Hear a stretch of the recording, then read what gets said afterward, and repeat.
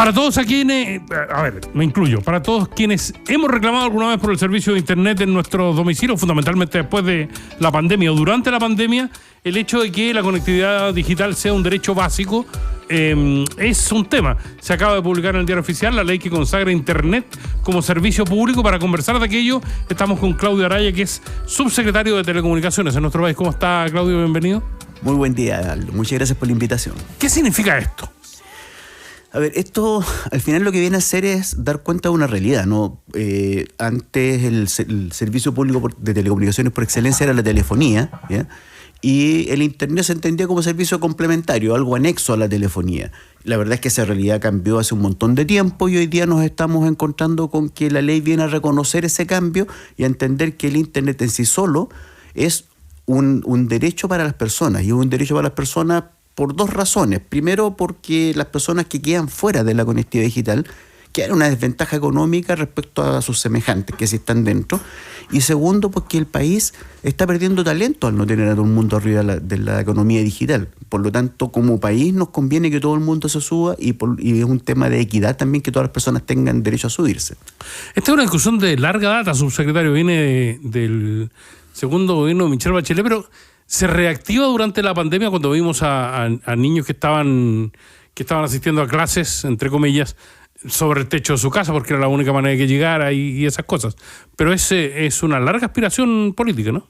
Sí, sin duda, porque ya en el 2018 era evidente que Internet era una herramienta diferenciadora para las personas. Era también evidente que no tenía por qué ser entendido como un lujo, ¿no? Porque antes de eso uno pensaba el chiche de la gente que tiene un módem y se conecta, pero aquí ya se entendía que no tenía por qué ser un lujo. Y bueno, nos demoramos 6 años en que este anhelo se convirtiera en realidad, pero con un apoyo muy transversal, con una visión común en todos los sectores políticos, en la industria de las telecomunicaciones. Por lo tanto, al final salió una buena ley, ¿ya? Que nos costó mucho sacar, pero ya salió una buena ley. ¿Qué significa en términos prácticos, subsecretario, tener el Internet como derecho consagrado?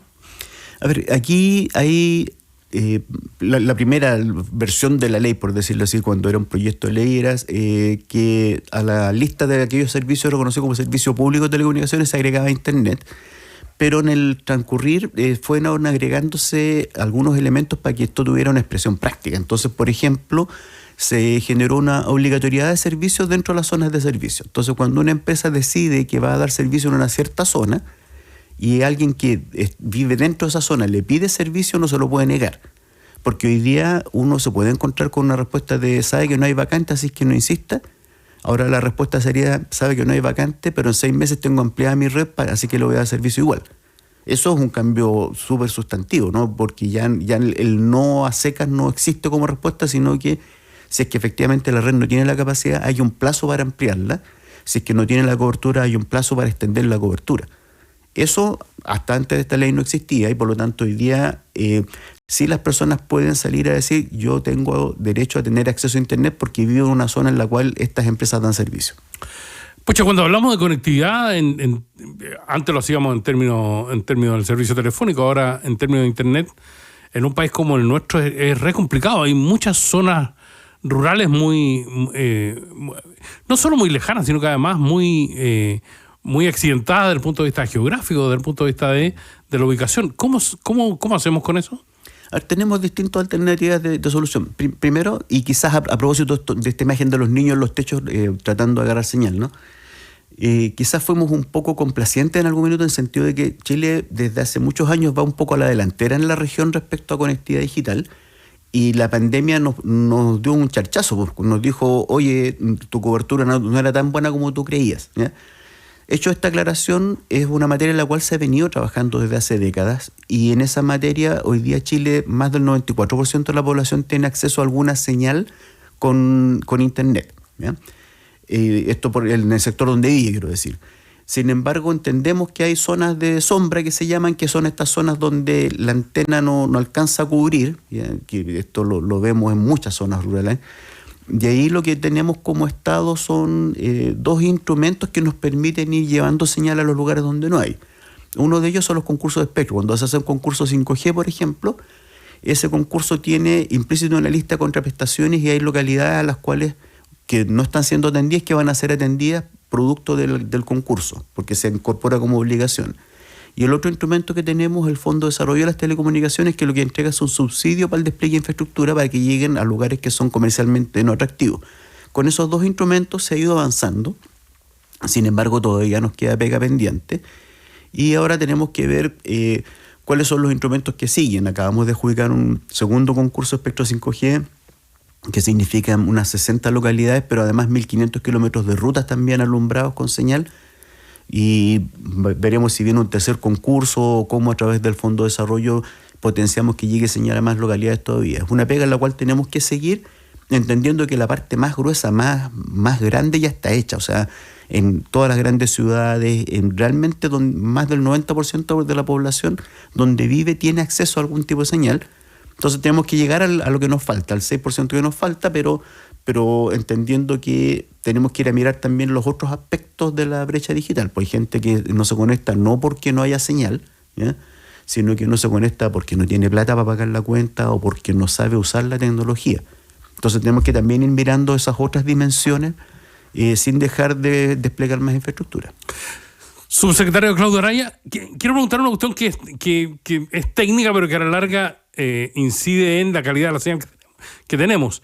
En algún momento se desplegaron a través de las grandes ciudades las antenas para tener servicio celular. Esto se fue masificando, se fue agrandando, pero ya estamos acostumbrados al panorama de una antena que puede estar disfrazada de palmera, pero que es finalmente una antena. Esas antenas servían para el contacto telefónico cuando aparece la red celular, pero ahora también sirven para la transferencia de datos, que es una cuestión mucho más, ¿cómo decirlo?, más pesada, ¿no? O sea, hoy una antena cumple una labor que es mucho más amplia que la que cubría hace 20 o 25 años atrás.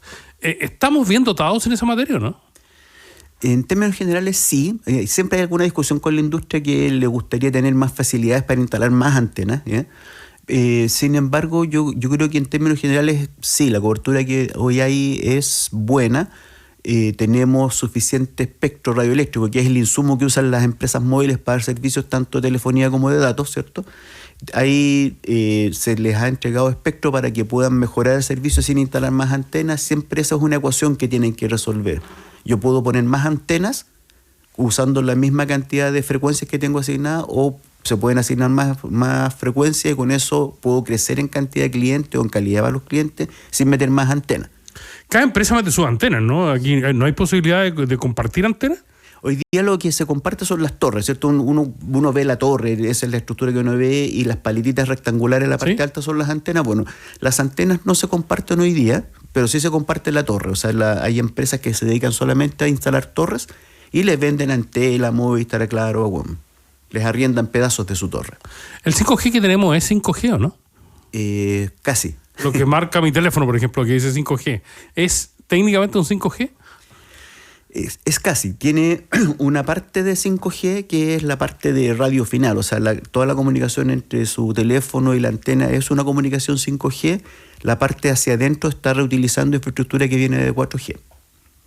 Y eso debería tender a mejorar con el correr del tiempo, ¿no? Sí. Las empresas ya están empezando a instalar 5G puro, por decirlo de alguna forma, ¿no? Ya sin este sustento de 4G. Subsecretario Claudio Araya, ¿cómo estamos en la comparación con el...? Porque usted mencionaba que teníamos una suerte de mito antes de la pandemia, en que estábamos bien comparativamente con el vecindario, con Sudamérica. ¿Cómo estamos a esta altura? Estamos bien. La verdad es que respecto al vecindario estamos siempre un par de peldaños más arriba, pero eso no significa que tengamos la pega hecha, ¿eh? Yo hago la separación. Efectivamente, si nosotros nos comparamos con el resto del continente, a nivel de cobertura móvil estamos mejor, a nivel de despliegue 5G estamos mejor, a nivel de internet fijo también estamos mejor. Nosotros tenemos 2/3 de los hogares conectados a internet, y de esos 2/3, el 70% está conectado con fibra óptica, y eso significa que cuando, por ejemplo, UCLA, que es la empresa que fabrica la aplicación Speedtest, que se usa para medir la velocidad de descarga, ellos publican un ranking mundial, y nosotros de hace un par de años estamos en el top 5 del mundo. Lejos de los demás países de Sudamérica. ¿Top 5? Sí, señor. ¿Ya? Y hemos estado en el primer lugar, en el segundo, y ya estamos en el tercer lugar, pero nos mantenemos en ese nivel de ranking a nivel global. Nos ganan países como Islandia o Singapur. Le ganamos a España, Estados Unidos y China. O sea, estamos realmente en un nivel que es bien bueno. Lo que no significa que tengamos toda la pega hecha nomás, pero estamos muy bien. Pero, a ver, tenemos mejor conectividad, tenemos mejor señal. ¿Qué es lo que se mide allí? En el caso del ranking de Speedtest, lo que se mide es la velocidad de descarga. ¿Ya? O sea, un hogar chileno tiene una velocidad de descarga mejor que un hogar español o alemán o norteamericano. Mire, sorprendente. Sí. Y cuando se habla del 6G, es una tecnología que es, me imagino, mejor que la del 5G, obviamente, pero ¿qué características podría llegar a tener? ¿A dónde vamos en términos de la conectividad aquí en más? Sí, yo creo que hay que retroceder un paso y entender que el 5G no ofrece ventajas demasiado destacadas para los usuarios humanos, ¿no? Con respecto al 4G. Con respecto al 4G. El 5G como tecnología está pensado para Internet de las cosas, para comunicaciones entre máquinas, porque los atributos más grandes que tiene son, por ejemplo, que donde antes cabían 1000 usuarios, ahora cabe 1 millón de usuarios. Donde antes la demora de un paquete en ir y volver era 1 milisegundo, ahora es 1 microsegundo. Eso para un ser humano no es perceptible. Pero para una comunicación entre máquinas, por ejemplo, cuando estoy haciendo telemetría, cuando tengo sensores en el campo o en una faena minera, ahí sí que es perceptible. Entonces, 5G se está todavía subutilizando porque su gran potencial es en procesos productivos, en la provisión de servicios, en ciudades inteligentes, y eso todavía estamos un par de pasos atrás de su implementación. Y 6G viene a profundizar en lo mismo. Subsecretario, me hacen preguntas, por ejemplo, en términos de que hay un montón de edificios donde no se puede elegir la empresa que va a traer la portabilidad, es decir, que tiene un contrato, el edificio exclusivo con una empresa de telecomunicaciones, lo que obliga al usuario a optar solo por esa conexión a Internet. Eso, de acuerdo a la nueva legislación, puede cambiar, puede favorecer, ¿o no? La verdad es que eso, desde el punto de vista regulatorio, cambió hace tiempo y tiene un problema práctico. Y el problema práctico es que hay que financiar el ducto que permite ingresar al edificio, ¿ya? Pues muchas veces esos ductos están llenos de cables, no caben más cables, y la empresa de telecomunicaciones se hace cargo hasta su cámara de ingreso, pero no cablea el ducto hacia el interior, y ahí la comunidad tiene que tomar la decisión porque es una inversión cara, es romper el acceso para poner un tubo de PVC para que puedan ingresar más cables. Pero estamos más en esa realidad que en que no haya factibilidad regulatoria. O sea, hoy día por ley no existe el monopolio en los edificios. No debería existir, digamos. No debería existir. Cuando existe es por razones más económicas que regulatorias. Sáqueme una duda que siempre he tenido, porque se habla de la conexión. Antes las comunicaciones, las telecomunicaciones, las informaciones se manejaban a través de cable submarino. Entonces, toda la información llegaba a partir de ahí. Cuando hablamos de un tendido, un cableado con Oriente, cuando hablamos de grandes cableados, ¿de qué estamos hablando? ¿La comunicación no es satelital a estas alturas? ¿Para qué se usa el cable? Es que el satélite tiene un atributo muy bueno que es una cobertura muy amplia, ¿no? ¿Ya? Pero tiene contra eso otro atributo que es que son señales de menor capacidad y más inestables. Entonces, hoy día, cuando uno pone un cable submarino de fibra óptica que nos conecta con Estados Unidos o como Humboldt que nos va a conectar con Australia, la capacidad que tiene es miles de veces superior a la capacidad de los satélites. O sea, es para ampliar la capacidad de servicio, digamos. Exacto, sí. Qué extraño que eso siga siendo físico en una época ya tan tecnológico, ¿no? Sí, hay una restricción que viene de la física, que el electromagnetismo, que es la física en la cual uno entiende cómo se propaga la señal a través de ondas, en que efectivamente cuando uno va por aire está sujeto a condiciones ambientales que cuando uno lo encapsula dentro de un cable se pueden mitigar. Y por eso que dentro del cable se obtienen mejores capacidades y se obtiene mejor estabilidad. Subsecretario, hubo también un largo periodo de espera para lo que se llamó la televisión digital, para el apagado analógico. Había muchas dudas con respecto a cómo iba a funcionar, de qué manera iba a operar, y además hubo muchas postergaciones para un proceso que se suponía iba a llegar mucho antes. ¿Cómo funcionó finalmente eso? A ver, desde el punto de vista de la cobertura de televisión digital funcionó bien. Nuestro equipo de fiscalización estuvo haciendo recepciones de obras, midiendo los perímetros de cobertura obligatorios que tenían los canales, y esto se fue cumpliendo en el tiempo y por eso se autorizó que se apagaran las señales análogas. Desde el punto de vista de la conducta de usuarios en general también se dio bien. Sin embargo, hay personas que por distintas razones, algunas veces por habilidades digitales, otras veces simplemente por razones económicas, en los últimos 10 años no renovaron el televisor y por lo tanto tenían aparatos que no eran compatibles con la televisión digital. Por lo que hemos podido ver nosotros, haciendo un poco de pirquineo en los reclamos que presentan en los canales de televisión o que nos presentan a nosotros mismos, son fenómenos aislados. Estamos hablando de pocas personas a nivel nacional, pero efectivamente hay personas que tuvieron problemas para seguir viendo tele porque su dispositivo no era el adecuado. Y desde el punto de vista conceptual siempre se habló que la digitalización de las señales iba a permitir una democratización del sistema, o sea, que iba a poder haber más señales, que las universidades iban a poder acceder a... hasta ahora el fenómeno se ha mostrado en términos de canales con más señales de las que acostumbraban ofrecer. ¿Cómo va a funcionar eso, la democratización del sistema? A ver, ha habido ya alguna aparición, lo que pasa es que ha sido paulatina de nuevos medios, ¿no? A nivel de capacidades, nosotros teníamos en la tele analógica los canales 2 al 13, o sea, teníamos 12 canales disponibles y hoy día tenemos más de 30 y cada uno de esos canales además puede tener señal 1, 2 y 3, por lo tanto, de verdad se produce un efecto multiplicador en cuanto a la cantidad de contenidos que podríamos tener. Ahora, el tema es si hoy día la televisión abierta es un buen negocio para los generadores de contenido o les conviene más irse al streaming, que es una discusión que normalmente tenemos con los canales de televisión respecto a cuál es la viabilidad económica que tiene hoy día montar la infraestructura de un canal de televisión para televisión abierta. Y creo que eso es algo que ha refrenado la posibilidad de que haya más oferta de contenidos abiertos. ¿Cómo estamos preparados, subsecretario, para una cuestión que es tema siempre, que lo fue en el megaterremoto del 2010 y que lo es en cada una de las emergencias en el país en torno a cómo se sustenta el sistema de telecomunicaciones ante grandes fenómenos naturales? A ver, yo diría que estamos cada vez mejor, ¿ya? Hoy día el terremoto del 2010 nos enseñó la dependencia que teníamos de la alimentación eléctrica de las antenas móviles, ¿ya? También nos enseñó que no teníamos un mecanismo uniforme para, por ejemplo, ordenar una evacuación. Y esas cosas se han ido resolviendo. Hoy día se define infraestructura crítica que tiene que tener 48 horas de autonomía eléctrica y además existe el mensaje de alertas de evacuación, el famoso SAE, y esas cosas... Que ha funcionado bien, de acuerdo a lo que pasó este verano, ¿no? Sí, en general funciona muy bien. Evidentemente, si hay una zona geográfica en la cual no haya ninguna antena operativa, no hay forma de que llegue la señal, ¿no?